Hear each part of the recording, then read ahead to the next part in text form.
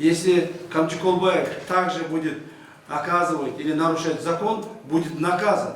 Не то, что наказан, посажен будет, уважаемые бандиты.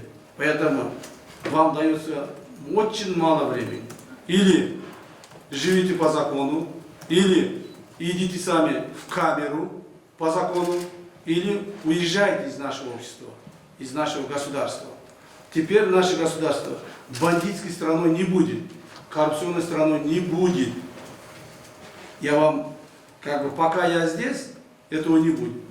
Поэтому никаких кортежей бандитских не должно быть. Никакие воры не должны ездить с двумя-тремя лексусами, джипами и ездить кортежами. Не должны быть и не будет. Бандиты будут теперь бегать, прятаться и убегать.